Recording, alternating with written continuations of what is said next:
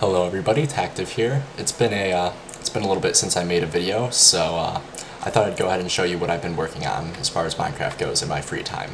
I've been playing on a survival multiplayer server with my friends, and I had the idea, instead of building just a fantastic little base for myself, why not build a giant city for NPCs? So I found an NPC town, and I have been making improvements, as you can see. I mean, some of the original architecture is intact, like this house and the smithy over there. But I've also made quite a few additions, such as the wall to keep them safe, the giant farm, the sheep pens, we've got a nice fountain. So I'm going to give you a tour really quickly. Alright, so over here we've got our sheep, not too fancy. This farm is going to be automated eventually. What's going to happen is I plan on having pistons pull down in water come wash all the wheat over here, so you just have to replant. I haven't done it yet because I haven't gotten around to mining, because this actually is survival multiplayer, so all of this work I did by harvesting the materials and stuff. Not too fancy, it's nothing huge, but it did take a little bit of time. So you'll also notice that I tried to keep with the architectural style of the NPC village and what it started out with. I didn't want to stray too far from that for how this little section was going to look, but I also did kind of make some additions, like this upper walkway. That's not something you would ever see in one of the NPC villages. This part is eventually going to have more stairs. I just have to move my chests eventually. So what I did is I made a quarry. Also, yes, I'm calling this town Squidville. And basically, to keep them out, because they can't open doors, I just threw an iron door and a lever.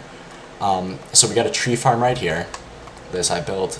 Here's the original smithy. This is the only thing I did was just add more furnaces because I needed them. This is their little library.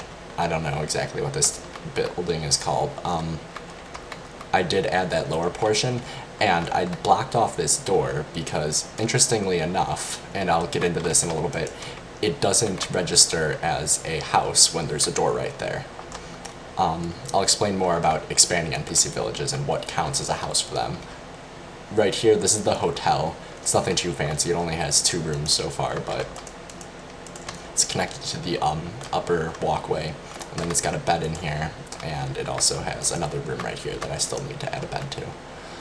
And you'll also see the iron golems. I actually didn't make those. Those spawn naturally with the NPC villages. It's, I believe, something along the lines of, every 16 villagers you have, you get a NPC golem, or an iron golem.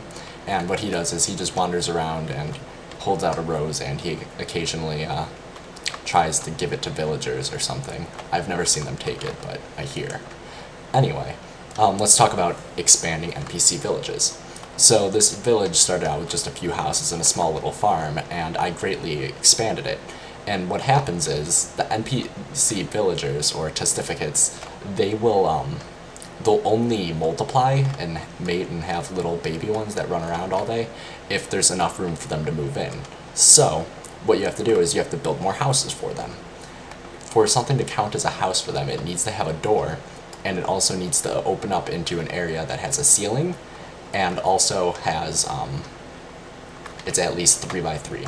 So, interestingly enough, you can't just have, a door going from a roofed area to a non-one. So if you look right here, because there's a ceiling right here, and there it is, the ceiling right here is the same height. It actually wasn't registering as a house for the NPCs, and they were just disregarding this entire building because right here had a ceiling on the outside as well as a ceiling on the inside. So you have to go from some place where either the ceiling on the outside's taller, or it's just completely empty, like there's a sky above, to a ceilinged area for it to count as a house. Now, also, interestingly enough, you can have multiple doors entering into a building, and every single door, as long as it meets those conditions, will count as a different house. So what I did initially to spawn a lot of NPCs was I would just build a house that had all doors. So right here, this would be a door, this would be a door, this would be a door, this would be a door, this would be a door, and so on. And it would count as 12 houses, and basically for every, it's like a decimal, I think it's for every 2.3 doors or something, you spawn a villager. So when I added all of those doors, my villagers started getting busy and cuddling up at night, and all of a sudden they started multiplying, and now I have my booming village.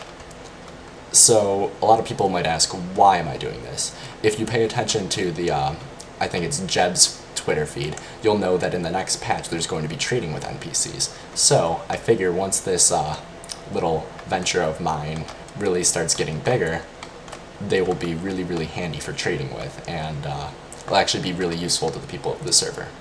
So basically, what I plan on doing is extending this city. I feel like this will be the agriculture district, even though it is the original town. But I feel like adding more little like quadrants kind of sections that are all walled off separately. So maybe I'll add a residential area, whereas this one's just for gathering materials. Like it has the quarry, it has the farm, the sheep pens, the reed farm, the tree farm, and then maybe I'll also add a like industrial area and maybe build a building that looks kind of like a factory or whatnot, and just keep expanding from there and just making sure that the houses are close enough together that the NPCs will spread. And hopefully, I think it'd be really cool to make just a giant sprawling NPC like metropolis where they will all be just running around busily doing whatever they do all day, looking at me, running around looking at him, just being little testificates. So yeah, that's what I've been up to. I'm hoping to make another video soon. I've been working on something really, really cool, so make sure you check back, and if you like the video and want to see more, definitely hit the subscribe button, and also hit the like button, because that helps me a lot. Alright, thanks guys.